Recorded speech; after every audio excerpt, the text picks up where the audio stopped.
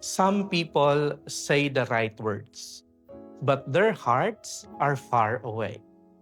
And some say nothing, but their love is real. In today's gospel, from the Gospel of John, Mary pours expensive perfume on the feet of Jesus.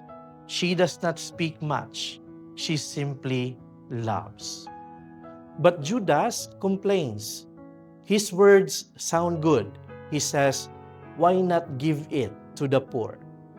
But the gospel tells us his heart was not sincere.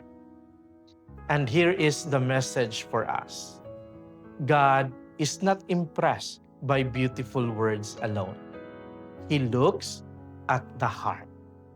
You may not have much, your prayer may be simple, your love may be small, but if it is real, if it is sincere, it is precious to Him.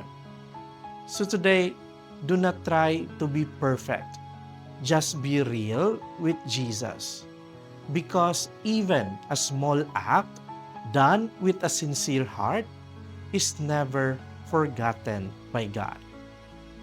Amen.